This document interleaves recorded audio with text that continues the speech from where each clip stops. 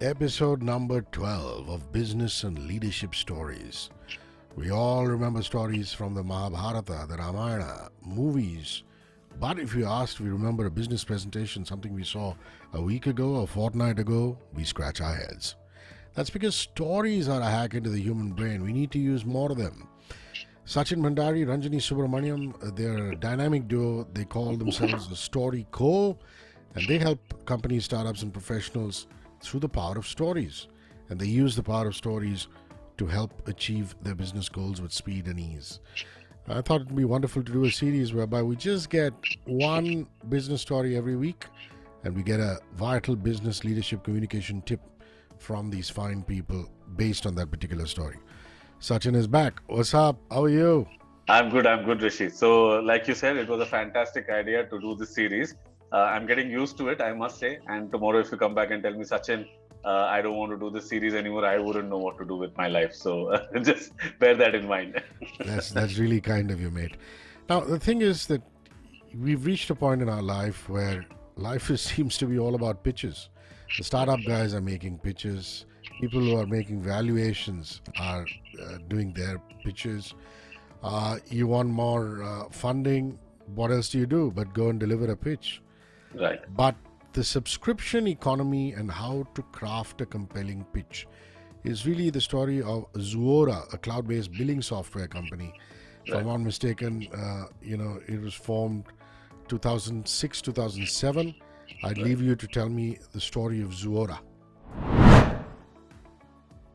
That's right, Rishi. Yes, pitching happens all the time in many different ways. I think even in a single day, all of us are pitching to our parents, our spouses, especially to our kids. If you are blessed with them, if you have kids at home, and it's important to get your pitch right because that's how you probably can convert your audiences or get them to follow your call to action.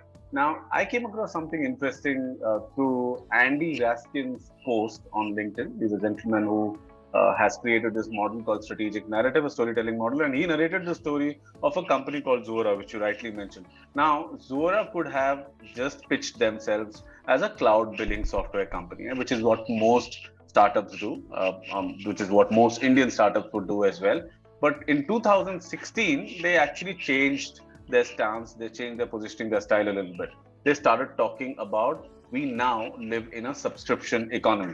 And then they built the entire narrative, the argument around how companies like Netflix, Spotify, and all the other upstarts who were actually charging people on a monthly basis for a certain kind of software service or content service. And because of that, the lifetime value of the customer, the amount of money that a single customer spends with a company over the entire lifetime was really high. Not just that, they also got a lot of loyal customer base so that they could test out new products, new features, and not go looking for people with whom they need to test out stuff. And also from a marketing point of view, it works because once you start using Netflix and if you're enjoying that, you are bound to go on and tell other people about it. So it also brings in the network effect. And they also did not stop at that. They said that if you are an old company, if you're a company which is not using subscription as a model, then there is a real and present danger because in a few years you may actually become completely redundant because subscription is the future of business. And that is why you need to consider becoming a subscription company, even if you're not a pure software company, if you're somebody who's selling a product a single time. And then they said, we are here to help you with that. We will help you move from being a non-subscription company to a subscription one. And that's how we are going to use our cloud billing software, apart from a few other things that we will be providing to you. Yeah. That's quite remarkable because if I'm given to understand, they also started some allied activities based on the word subscribed or subscription. For example, they had a conference called Subscribe. Yeah. They also developed a think tank with the same name, which Subscribed. Right. So it's almost as though they found this magical phrase and they decided to use it very, very strategically. And obviously, Zuora then helped build the subscription economy, and that's a no mean feat by any standards. Fantastic. Right. Now, the communication, business, and leadership tip for today that we can draw from Zuora, the cloud-based billing software. Yes, Rishi, there's a very interesting communications pitching lesson in this, which can be applied into your presentations, whether it's a sales presentation or it is your investor pitch deck or just a regular customer conversation or even your brand's pitch on its website and the way your leader speaks, right? Now, the lesson is that can you look at your product from an old world, new world perspective, not just product, even your leadership, right? If you want your team members to take a certain action and go outside of their comfort zone rather than just saying that, hey, this is good for you, let's go ahead and do this.